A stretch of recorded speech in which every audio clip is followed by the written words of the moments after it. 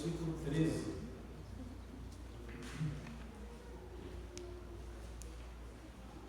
Miqueias, capítulo 2, versículo 1 ao 13. Mesmo assentados, vamos acompanhar a leitura da palavra do Senhor.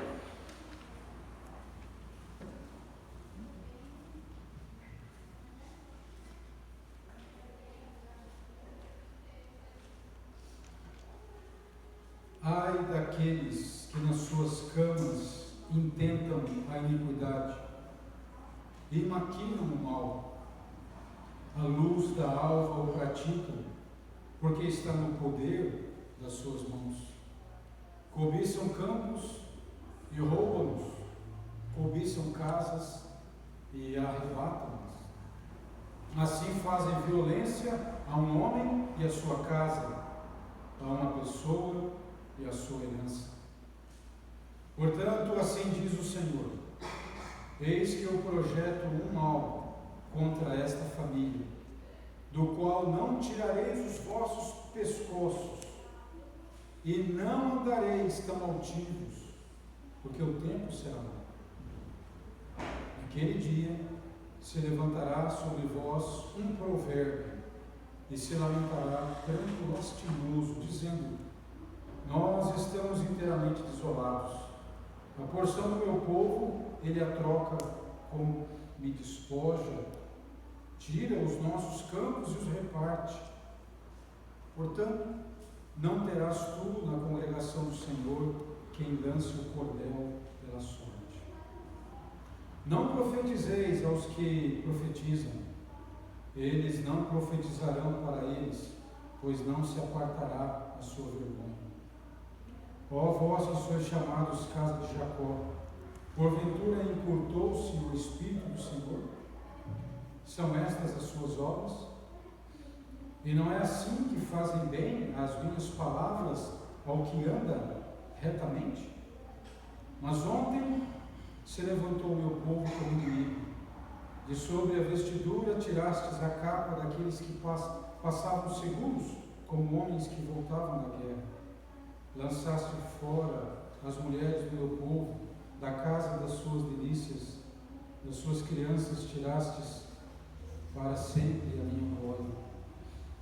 Levantai-vos e ide-vos, porque este não é lugar de descanso, por causa da imundícia que traz destruição, sim, destruição enorme. Se houver alguém que andando com espírito de falsidade, mentir, dizendo: eu te profetizarei sobre o vinho e a bebida forte, será esse tal o profeta deste povo. Certamente te ajuntarei todo, ó Jacó, certamente congregarei o restante de Israel, pô-los-ei todos juntos, como ovelhas de gozma, como rebanho no meio do seu pasto. Farão estrondo por causa da multidão dos homens. Subirá diante deles o que abrirá o caminho. Eles romperão e entrarão pela porta e sairão por ela, e o rei irá diante deles, e o Senhor atesta eles.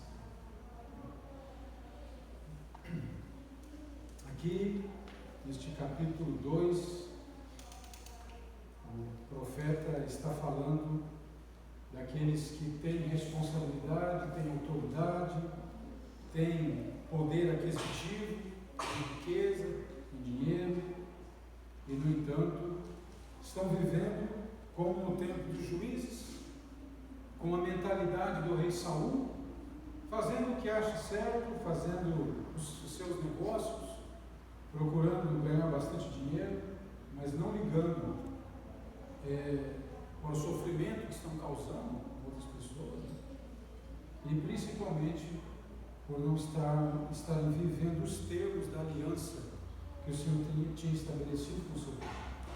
O seu povo viver de uma forma diferente das demais nações, e que este modo de vida era a contrapartida para permanecer naquela terra, para ter aquela herança que deveria estar dentro da divisão que foi feita entre as famílias dos clãs. ou seja, não deveria ser negociada a ponto de acumular propriedades, mas serem mantidas dentro dos limites, né, das propriedades de cada tribo, de cada família. Dessa maneira, haveria uma conservação desse patrimônio, não haveria miséria, não haveria exploração, mas todos teriam seu pedaço de terra, sua lavoura e assim por diante. Esse foi o propósito de Deus lá desde Josué, quando foi feita essa distribuição. Então, essas pessoas, elas estão desfrutando de um ambiente de riqueza, de posses, mas elas estão desonrando a Deus. E o profeta Miqueias foi chamado pelo Senhor para alertá-los, para advertir. Nenhuma novidade. Na nossa época também vivemos uma época que o que se destaca, o que se oferece constantemente para as pessoas é o sucesso material. Cursos e mais cursos para que você possa ganhar dinheiro, acumular riqueza, desenvolver o seu patrimônio. Eu li esses dias um texto escrito por um homem chamado Maurício Lope, onde ele comenta sobre aquele ator, ganhador de Oscar, Gene Hackman, que foi encontrado morto na sua mansão nos Estados Unidos. Um homem que tinha tudo isso, que essas pessoas a quem o profeta está alertando, avisando, denunciando, mostrando como Deus está infeliz, né, com essa atitude deles que deveriam fazer um uso sábio e piedoso dos seus recursos. Né? O que esse ator conquistou, acumulou, é exatamente o que essas pessoas aqui estão cobiçando. A palavra que o profeta usa é exatamente isso, cobiça. Por causa da cobiça, eles estão, versículo 2, né, cobiçam campos e roubam-nos, cobiçam casas e arrebatam-nos, e fazem violência. Então, o desejo de ter mais. Ou seja, o materialismo tem essa doença. Né? Ele cria uma insatisfação constante. Mas, deixe-me compartilhar alguns trechos desse texto do Maurício Lope. Um dia você é Gene Hackman, vencedor de 2 Oscars, aclamado por sua genialidade em cena, aplaudido por multidões que jamais o conhecerão de verdade.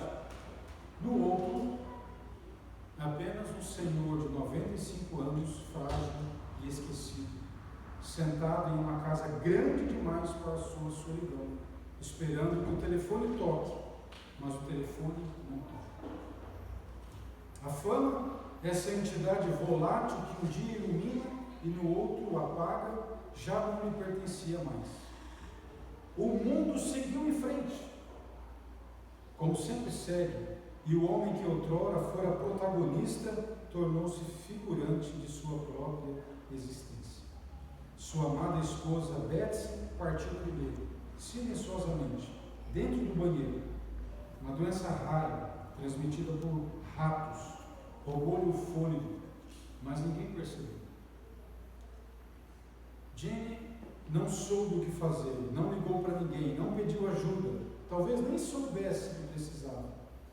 O Alzheimer que ele tinha é uma doença cruel que apaga lentamente a percepção do mundo. O homem que um dia interpretou detetives geniais, políticos astutos e vilões brilhantes, agora não conseguia saber sequer onde estava sua mulher, o que fazer, a quem chamar. Os dias passaram e o silêncio se tornou absoluto, a fome chegou, mas não encontrou resistência. O cachorro leal até o fim permaneceu ao lado do dono, tão esquecido quanto ele. Talvez Jenny tenha chamado por Betsy em algum momento, talvez tenha andado pela casa confuso, tentando encontrar uma explicação para aquele vazio. Talvez tenha se sentado na poltrona esperando por alguém, mas ninguém viu. Nem os vizinhos, nem os amigos, nem os fãs que um dia lhe enviaram cartas apaixonadas, nem mesmo alguém da família, ninguém. Jenny, perdido no labirinto da memória falha, permaneceu na mesma casa, incapaz de entender. Onde afinal estavam os filhos, os netos, ex-colegas de trabalho?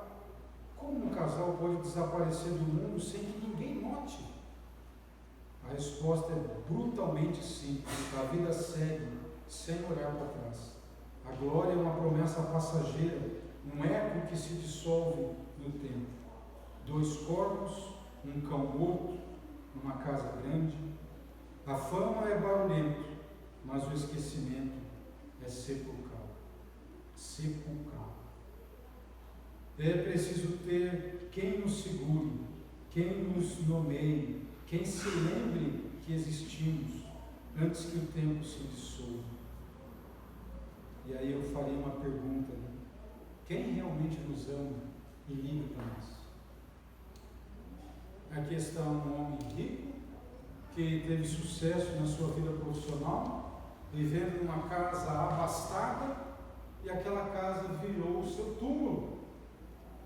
Ninguém, durante aqueles dias, deu pela sua ausência. Ninguém telefonou, ninguém se importou. Não sabemos se também o casal cortou relações e preferiu viver isolado. A esposa dele era 30 anos mais nova que ele. Será que ela pensou, bom, ela vai poder cuidar de mim quando eu precisar?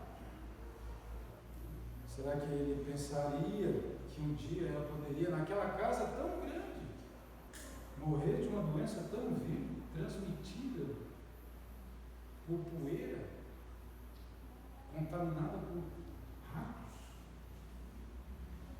Mas nessa corrida de ratos da nossa sociedade, as pessoas querem exatamente isso que esses líderes, o clero, a nobreza desse momento, que para alguns, dentro daquilo, né, que Miqueias diz para nós, né, lá no capítulo 1, versículo 1, ele pregou nos reinados de Jotão, Acás e Ezequias.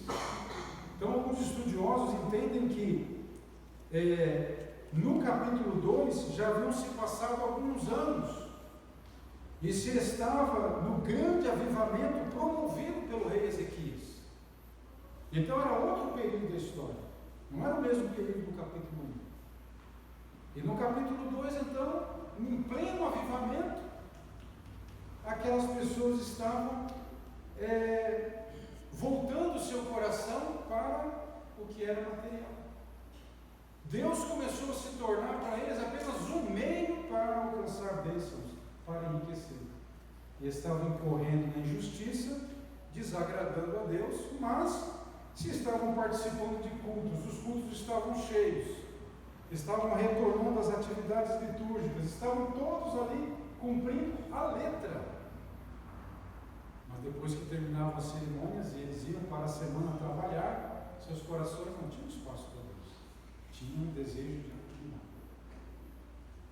Mas essa carta escrita esse texto escrito por Maurício Lobo nos faz pensar sobre isso.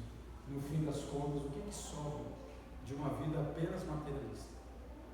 O que Miqueias está dizendo para o povo de Deus é: essa busca de vocês vai colapsar o reino. Esse acúmulo vai pesar e vai afundar, e vocês vão perder a maior alegria, que é a alegria da aliança, de ser povo de Deus, chamado e vocacionado para viver um plano diferente, um foco, um objetivo diferente das outras nações. Mas como é complicado a religiosidade, né? Na época de Samuel, estávamos estudando hoje, né? O povo achava que levar a arca prometida para a batalha garantia a vitória. E aí os filisteus derrotam eles, né? E levam a arca. Quer dizer, eles não tinham aprendido nada com o período dos juízes, né? Aquela sucessão de avanços e recuos, né? De ascensão e queda, liberdade e escravidão. Eles tinham se distanciado da palavra de Deus e eles achavam que a arca do Senhor era um tipo de avatar, né? era um tipo virtual da presença de Deus. Não funcionava assim, até porque a arca do Senhor, ela não tinha valor em si mesma, isolada dos demais itens do tabernáculo. Ela compunha um conjunto. O tabernáculo, cada uma daquelas partes, nós já aprendemos, estamos próximos da Páscoa, tem o significado do sacrifício de Jesus. Então, o pátio, com o seu altar, a cruz, a sua grande bacia de lavar, a purificação. Depois a segunda parte ali no lugar santo, o menorá, o Espírito Santo, a mesa com os 2 pães, né? A congregação do povo do Senhor, o incensário, o véu e aí a arca. Mas é um conjunto, não é para ficar separando e andando para lá e para cá. Ela tem que ser levantada no local específico e ali ela faz parte de um culto a Deus, de a confissão de pecados, de comunhão com Deus, que naturalmente apontava para Jesus Cristo. Agora, tirar uma peça dali, do contexto, levar para um ambiente de guerra, de batalha, qual o sentido disso? Mas é justamente porque aquele povo estava com seu coração distante da palavra de Deus, em meio a muita confusão, fazendo aquilo que achavam que era certo. Buscando, né, apenas os seus interesses. Né? Então é uma pena que eles não estavam aprendendo nada com aquilo que havia acontecido. Hoje também nós somos alvo, né, de muitas influências para conduzir o nosso pensamento, conduzir a nossa atenção. Até alguns usam a expressão, né, engenharia comportamental. A gente tem esquemas, táticas, técnicas, né? tem cursos, tem ferramentas para conduzir a pessoa, não só para adquirir determinado produto, mas realmente para desenvolver determinada mentalidade. Alguns estudiosos dizem que, inclusive, a música, o tipo de música que é distribuída na sociedade, já tem mudado a forma de pensar das pessoas. A questão audiovisual e assim por diante. E o povo de Deus? Como é que o povo de Deus, a quem a palavra diz assim, não vos conformeis com este mundo, com este século, mas transformai-vos pela renovação da vossa mente. Como é que fica a postura do povo de Deus diante desse ambiente também, semelhante ao de Miqueias, em que a gente tem que correr, né? Tempo é dinheiro, time is money, né? E as pessoas estão aí nesse frenesi, mas também nos colapsos, né? A ansiedade, a depressão, a tristeza. Como é que a mente do cristão, a mente do povo de Deus, pode não se conformar a isso, mas ser transformada, né? Se você abre a palavra lá em Romanos 12, 2, nós temos Paulo falando, trazendo essa meditação para nós. Versículo 7, o profeta Miqueias diz isso. Porventura encurtou-se o Espírito do Senhor? São essas as suas obras? Quer dizer, o Espírito do Senhor, ele reduziu a sua ação e o seu interesse apenas a esse materialismo, a esse aspecto tão pequeno da vida do ser humano, tão transitório. E não é assim que fazem bem as minhas palavras ao que anda retamente? Algumas outras versões ficam uma frase um pouco mais fácil de compreender, mas o que ele está dizendo é: a minha palavra faz bem. A minha palavra, a minha mensagem, o meu plano, o meu projeto, a aliança feita com o meu povo, é o que faz realmente bem. Então, quando você abre lá em Romanos 12, 2, Paulo diz que, em vez de nós seguirmos essa mentalidade que nos leva para o que é útil, para o que funciona, para o pragmatismo,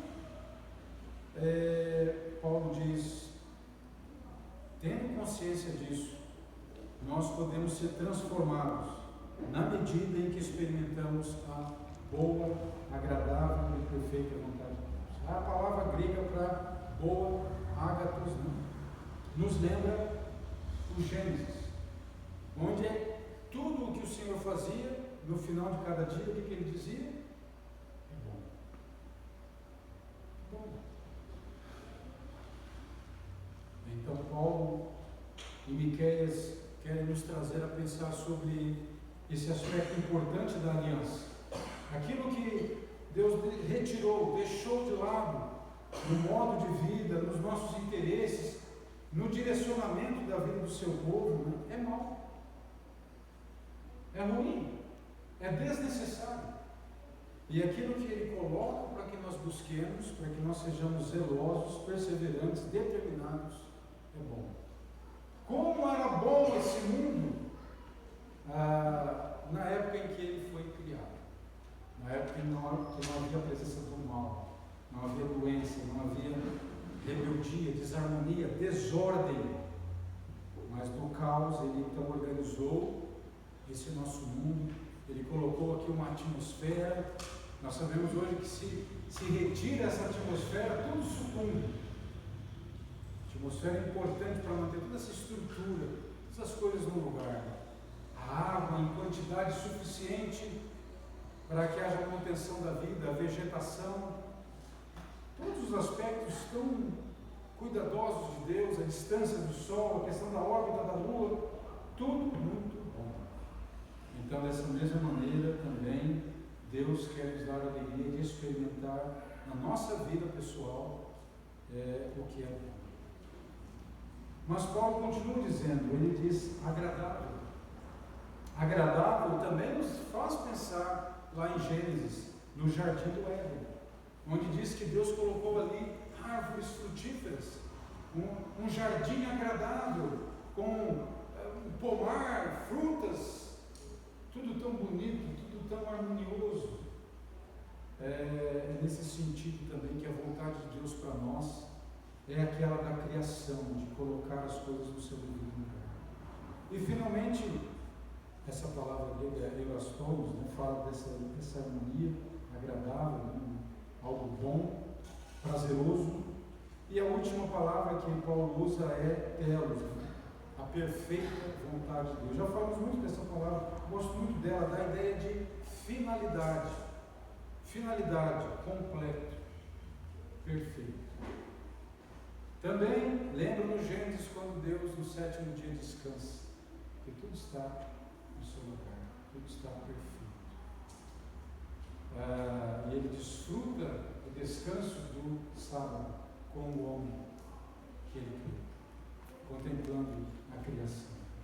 Então, a história do povo de Deus, a história de redenção, a vocação de Abraão, a formação do povo, a libertação, o êxodo, o estar na terra prometida, tudo isso tem a ver com um direcionamento para algo perfeito, para uma finalidade, um propósito. E eles ainda não chegaram nesse momento. As falhas, a rebeldia, a teimosia, tudo isso cria uma série de problemas, de consequências. Eles ainda não chegaram no descanso. Eles precisam continuar. Eles precisam colocar em prática o que aprenderam na aliança do Senhor. Eles precisam ter visão autocrítica. Eles precisam não ser como os outros povos que acham que meros rituais e essa religiosidade condiciona Deus a agir e a fazer determinadas coisas. E Deus está dizendo por meio do profeta Miqueias que não. Que Ele quer que aquele povo viva com clareza, com intensidade, nos termos da aliança, ou seja, justiça, respeito ao próximo, colabore, né, com uma vida que testemunha para as demais nações quem é o Deus de Abraão, de Isaac e Jacó, o que o diferencia das outras divindades, dos egípcios, dos assírios, dos babilônicos, dos filisteus e assim por diante. Mas o povo está vivendo exatamente de forma idêntica a essas pessoas. Então, nos dias de hoje, né, nós também passamos pela mesma situação. No ambiente religioso de muitas igrejas evangélicas, ou de muitas igrejas ditas cristãs, né? Estão em euforia, como se estivessem num grande avivamento, porque há muita gente fazendo parte disso, como na época aqui de Ezequias. Mas elas têm se comprometido com alguns valores, alguns projetos, algumas parcerias, né, que não estão de acordo com a mensagem do Evangelho. Mas algumas pessoas chegam a dizer: nós estamos em outro nível. Nós estamos em outro nível. Pois é. Mas falam assim com orgulho, né, dizendo que estão no nível superior. E nós, que estamos caminhando, não na busca de novidades, mas em caminharmos dentro desse patrimônio que a igreja recebeu da palavra de Deus na história, sem querer originalidade. Muitos querem ter originalidade, trazer novidades, mas a novidade quem trouxe é Jesus. Nós não podemos mudar coisa alguma. Nós precisamos conservar o que recebemos na palavra e passar adiante. Mas essas pessoas têm falado nisso, nós estamos em outro nível. E falam como se fosse algo superior. Só que na verdade é decadência. Como na estátua do sonho de Nabucodonosor. Cabeça de ouro, depois vai ser prata, depois é bronze, depois ferro, depois barro. A sociedade tem se distanciado, né? Até porque a igreja tem perdido o seu lugar de referência, mas o cristianismo, né, trazia algumas bases importantes, mas hoje, infelizmente, com a proliferação, né, de vários grupos, dentro do próprio cristianismo, prejudica a credibilidade, traz confusão, e vai, vamos dizer assim, diluindo a mensagem do Evangelho do Senhor. Por isso esse ai, né, essa linguagem que os profetas usam, ai daqueles que nas suas camas intentam mal. Lembram daquilo que Jesus disse também: é necessário que venham os escândalos, mas ai daqueles pelos quais vêm os escândalos. Então esses escândalos, essas situações, como disse o apóstolo Paulo, vêm para a nossa maturidade, para o exercício do nosso discernimento daquilo que é palavra de Deus, daquilo que não é, daquilo que é reino de Deus e daquilo que não é. Nessa época, os falsos profetas, né, eles falavam para Miqueias: pare de pregar, não ensine isso. Até o profeta diz, né, olha, se viesse alguém aqui trazendo uma mensagem para vocês, falando de bebida, de vinho, de festas, né, ele diz: esse tal profeta seria acolhido pelo povo. Está lá no versículo 11. Será esse tal o profeta desse povo. Então, o que essas pessoas estavam querendo realmente, né, era uma religião que lhes desse divertimento, que colaborasse com eles, que não mexesse na sua consciência, que não lhes falasse de nada de injustiça, daquilo que é correto, mas apenas fosse uma data, um programa, uma festa religiosa, e eles seguissem a sua vida. Mas enquanto isso haviam pessoas sofrendo, haviam pessoas que estavam perdendo suas casas, perdendo seus filhos, estavam sofrendo com tudo aquilo, e Deus não estava de forma alguma contente com isso. Por fim, o versículo 13, né, vai caminhar na expectativa de que mais à frente Miqueias, nós vamos ver, vai deixar mais claro ainda, né, a promessa de alguém que vem resolver isso de uma forma definitiva. Subirá diante deles o que abrirá o caminho. Eles romperão e entrarão pela porta e sairão por ela. E o rei irá diante deles, e o Senhor atesta deles.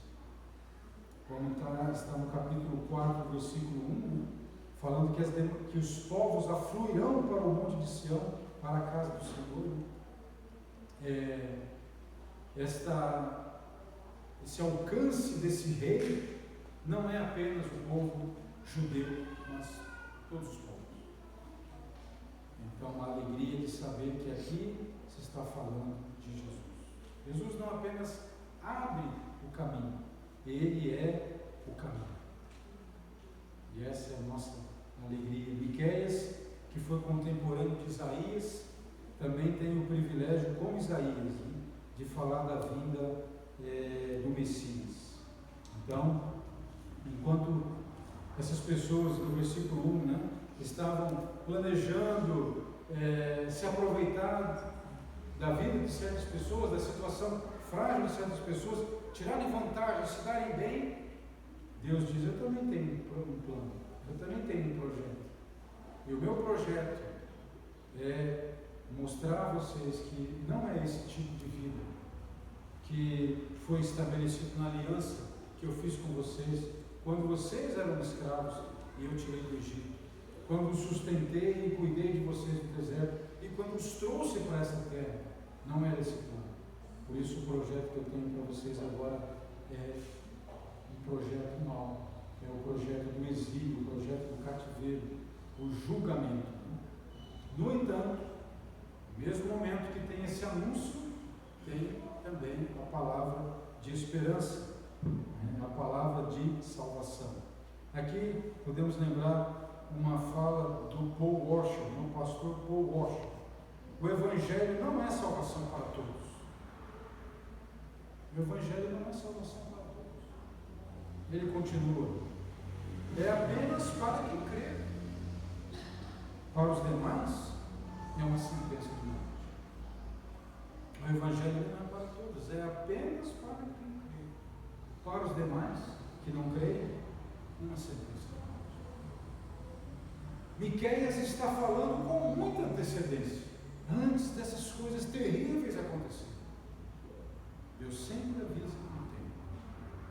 Mas como disse o Paul Washer, essa é realmente a mensagem do Evangelho. Essa mensagem para aqueles que creram, salvação. Abandonaram, saíram dali, não fizeram mais parte daquilo. Mas para os que não creram, qual foi a atitude dessas pessoas?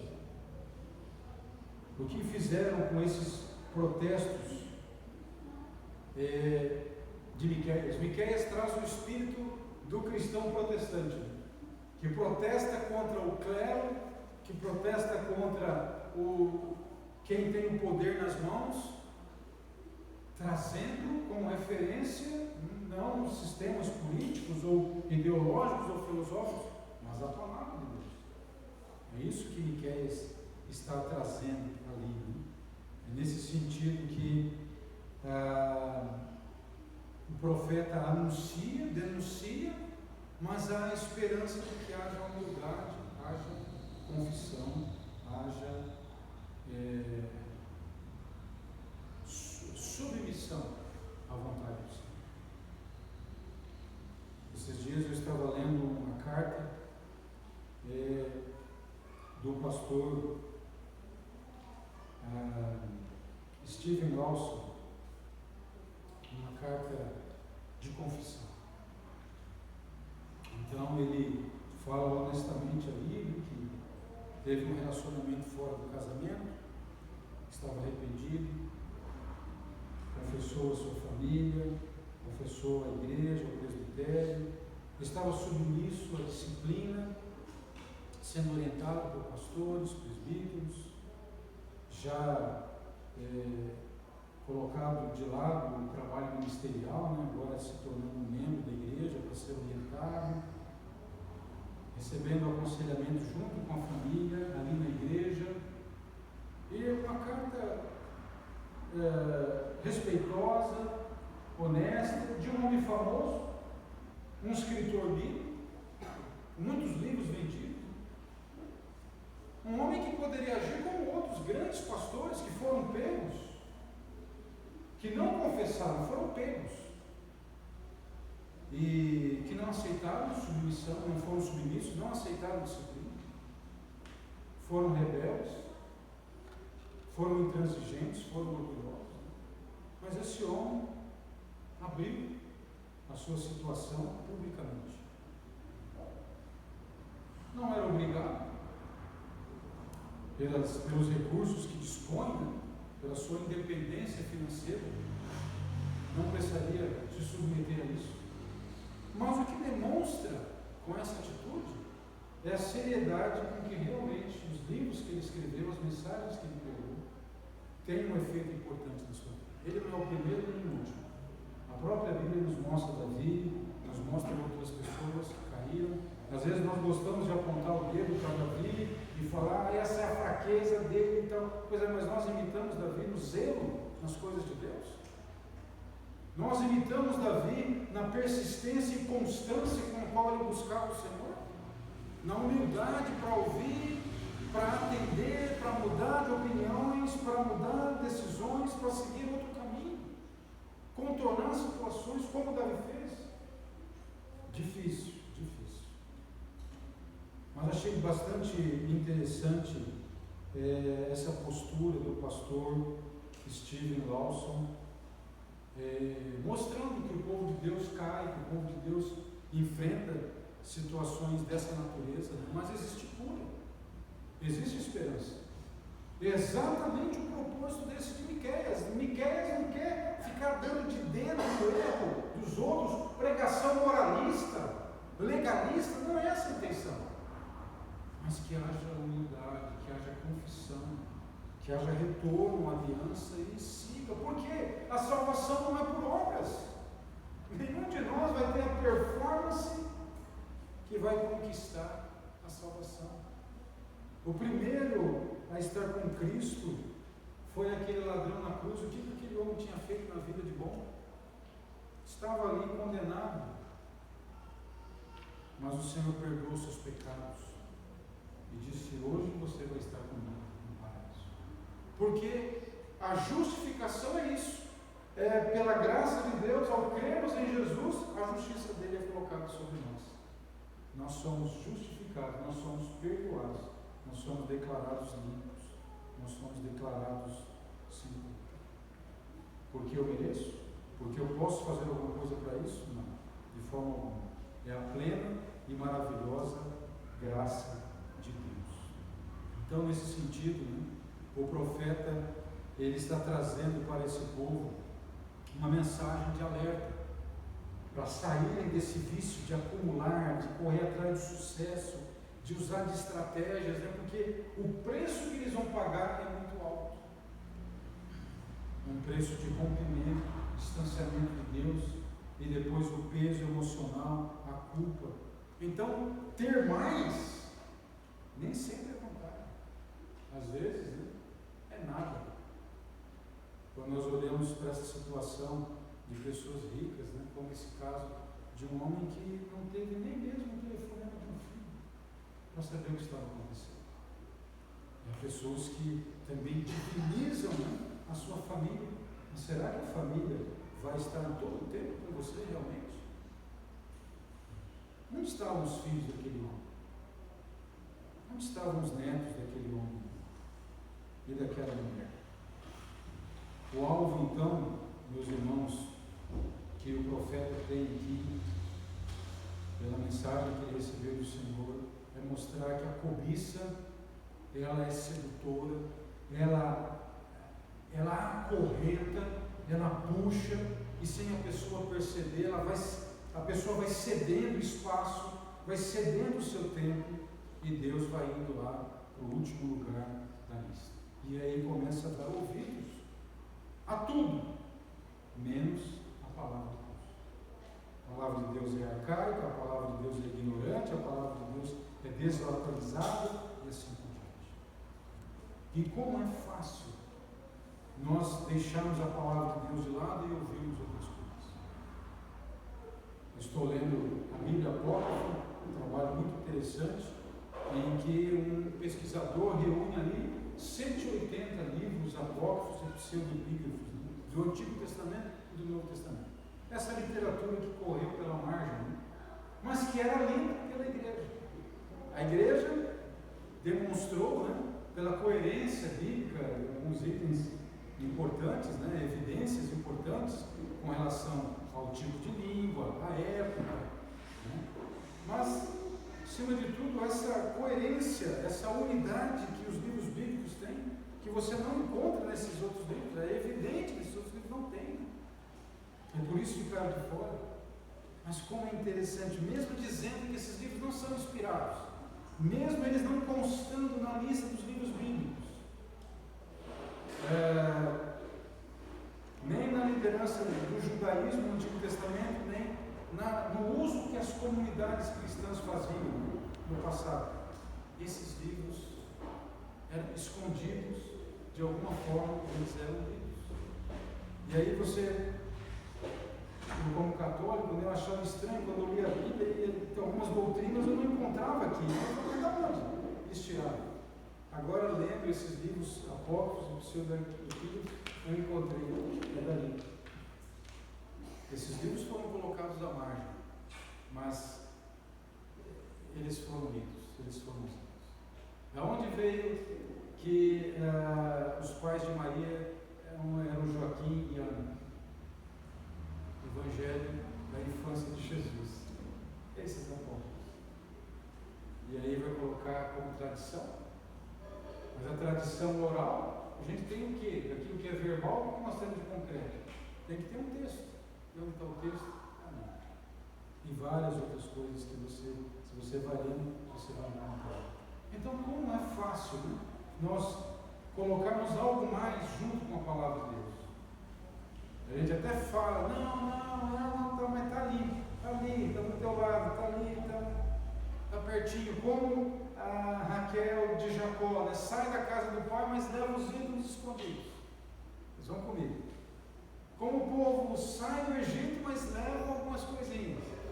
Sai do deserto, mas leva a serpente de bronze escondida por ali. Depois, lá na frente, o profeta vai falar, vocês acham que eu não sabia de tudo isso? Estavam fazendo de forma escondida, né? Mas o Senhor sabia de tudo. Então, meus irmãos, a história, a situação, o contexto de Miqueias é o contexto nosso também. É o contexto de pessoas, né, que podem fazer de tudo, mas o seu, às vezes, verdadeiro interesse, né, é usar Deus como meio para alcançar algumas coisas.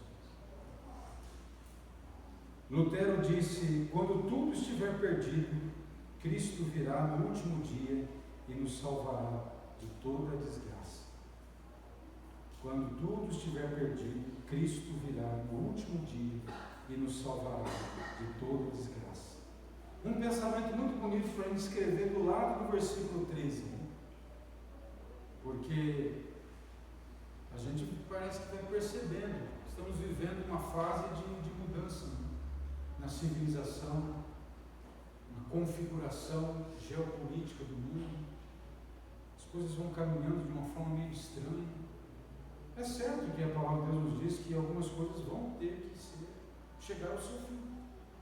E nós estamos preparados para isso? Ou nós amamos tanto esse século, amamos tanto as coisas do jeito que são, que se elas mudarem, o nosso mundo acaba.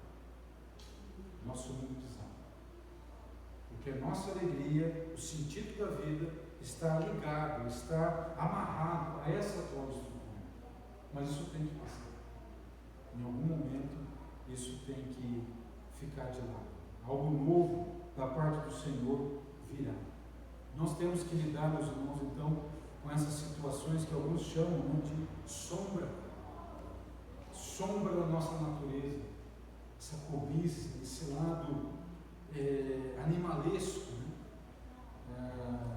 Não espiritual. Paulo vai falar, né, de uma vida que é governada pela carne e de uma vida que é governada pelo Espírito. Alguns teólogos gostam de falar uma vida pneumática, né? Pneumáticos, do Espírito, do vento do Espírito, do sopro do Espírito. Uma vida verdadeiramente espiritual. Nós somos chamados então a pensar sobre esse Cristo que cumpre o versículo 13, que abre caminho e vem para nós como luz. Luz que nos dá discernimento, nos ajuda a ver este mundo como realmente é, não como escondido, as coisas escondidas sob sombras, né? E também nos revela a origem desse nosso chamado, dessa nossa vocação, dessa graça que vem até nós por meio de Jesus, por meio do seu Espírito. A origem dessa luz. Pessoas querem seguir a luz da razão, a luz da ciência, a luz disso, a luz daquilo. Nós somos chamados a seguir a luz de Cristo. Algumas ferramentas, algumas situações que a graça de Deus possibilitou aos seres humanos de descobrir, de encontrar, se forem lícitas, se puderem ser usadas para o bem, não tem problema. Mas elas chegam também a um limite, e quando chega nesse limite, o que nos leva adiante é a graça do Senhor Jesus. Nós estamos prontos, a lidar com o sofrimento que o nosso chamado também agrega. Nós vivemos uma época de sofrimento e de busca incessante de alívio. Mas há algumas coisas que talvez não haverá alívio. Terá que haver o enfrentamento. E nessas situações, será que o nosso amor vai secar? Nossa fé, nossa esperança vai acabar? Vão terminar? Alguém escreveu o seguinte: no fim da vida, nós somos casas sem luz, se não há alguém que bata a porta e compartilhe conosco um pouco de esperança. Os cristãos, eles falavam, se cumprimentavam em alguns momentos: Maranata, ora vem, Senhor Jesus. Essa é a nossa palavra, voltada para Cristo. Ele é o fim de todas as lutas. Ele é aquele que ressignifica e dá sentido à nossa luta desse mundo. Então não pensemos que as coisas podem ser resolvidas a todo momento de uma forma brilhante. Pode ser que não. Nós cremos no milagre, nós cremos que Deus pode realizar muitas coisas, mas também nós temos histórias, temos testemunhos de momentos que as coisas não acontecem assim. Os apóstolos, tirando João, todos morreram de forma trágica, violenta. Os mártires, há poucas semanas, cristãos na Síria foram assassinados. Eles eram piores do que nós. Tem uma canção, já encerrando, que o título é A Noite em que Aprendi Como Não Orar. Uma canção de uma irlandesa, Iris Denham, contando de algo que aconteceu na vida dela. E a canção diz o seguinte: eu estava deitado de bruços no meio da sala de estar. Então eu suponho que era por volta das 4, quando vi meu irmãozinho rolando do topo das escadas. Ele estava deitado, imóvel e em silêncio, e o sangue escorria por seus cabelos brilhantes. Quando minha mãe viu meu irmãozinho, ela disse: é melhor você correr e chamar seu pai. E sua voz estava alta e ela estava tremendo. Então eu sabia que isso era roubo. Bem, ficamos do lado de fora, na caixa do correio, observando ela, meu pai e meu irmão irem embora. E eu não perdi tempo, ajoelhei e ali mesmo comecei a orar. Bem, eu orei até a noite, nem mesmo tive tempo para comer. Eu tinha certeza de que se orasse com fervor suficiente, Deus faria tudo ficar bem. Estávamos na mesa da cozinha, além da hora de dormir, quando finalmente recebemos aquela ligação, e eu soube que tinha acabado. Quando minha irmã jogou o telefone contra a parede, aquela foi a noite em que eu aprendi como não orar. Deus faz o que Deus quer de qualquer maneira. Aquela foi a noite em que aprendi como não orar. É claro que uma dor como essa é muito forte, principalmente para uma criança. C.S. Lewis, quando tinha cerca de 9 anos, também se deparou com algo assim. Sua mãe teve câncer. E ele, de família cristã, e todos ali orando pela sua cura, e ela veio a falecer. E ali ele começou a caminhar no ateísmo. Até a idade adulta, quando já professor, Deus vai chamando o seu coração e vai curando essa ferida. Mas quantas pessoas acreditando nessas pregações em que tudo se resolve de forma maravilhosa, tudo se resolve de forma como se estivéssemos na terra do nunca, na terra mágica da Disneylândia. E a vida não é assim. Basta abrir a Bíblia e ver como era a família de Davi, como era a família de Jacó. Basta ver a história do povo de Deus, tantas coisas difíceis. De onde vem a nossa esperança? De onde vem a nossa força?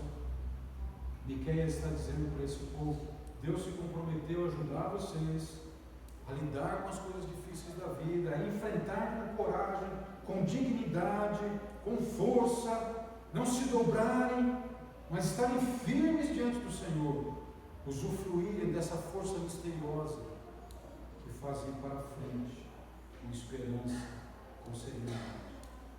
Mas vocês precisam deixar de lado a injustiça, a cobiça, a maldade.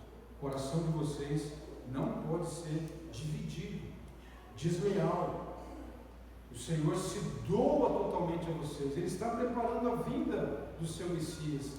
E Ele convida que o coração de vocês também seja totalmente livre. Ele diz: o Espírito do Senhor não se encurtou, o Espírito do Senhor não se diminuiu, e as suas palavras são para o nosso bem. A palavra do Senhor é para o nosso bem. Ele promete aqui que vai juntar esse povo que será disperso no cativeiro da Babilônia. Mas o mais importante é o que vem a seguir ao retorno deles para Jerusalém, a reconstrução da cidade, do culto com Esdras e Neemias, é a preparação da vinda do Senhor Jesus. Mas não foi rápido. Nós sabemos que depois do retorno do povo, até a chegada do Senhor Jesus, foram cerca de 400 anos. Mas houve pessoas que esperaram. Houve aqueles que se corromperam na Babilônia, se corromperam na época do Império Grego, se corromperam na época dos romanos, mas outros não. Mesmo quando Jesus criança levava ao templo, tem 2 idosos ali que esperam a vinda do Senhor. Esperam. Sabiam de todo esse período, esse espaço de tempo, onde aparentemente não aconteceu nada. Eles estavam ali, teimosamente. Ana e Simeão, teimosamente, esperando a redenção de Israel. Da onde vem essa força? Da onde vem essa energia? Da onde vem essa beleza de orar ao Senhor, buscar ao Senhor e confiar que no tempo estabelecido por Ele e da forma que Ele escolheu, as coisas estão bem. Se é assim que Deus quer, estão bem. Enquanto muitos outros foram cuidar do seu negócio, foram cuidar da sua propriedade. Mas agora, onde estão essas propriedades? Onde estão as suas roupas luxuosas e da moda? No pó. No pó, na poeira. E aqueles que tanto tempo aguardaram, como disse o Senhor para o profeta Daniel, e aqueles que ensinarem a justiça brilharão como as estrelas por todo a eternidade. Que diferença! Deus é fiel e Ele honrará aqueles que, com a sua graça e misericórdia, têm buscado Jesus Cristo de todo o coração. Deus nos abençoe e essa semana seja um tempo de voltarmos ao texto de Miqueias, nos aprofundarmos, nos familiarizarmos um pouco com essa mensagem, porque estamos nos aproximando da Páscoa do Senhor. E nos enriquece muito a leitura desse texto, nos preparando para a celebração da ressurreição de Cristo. Amém.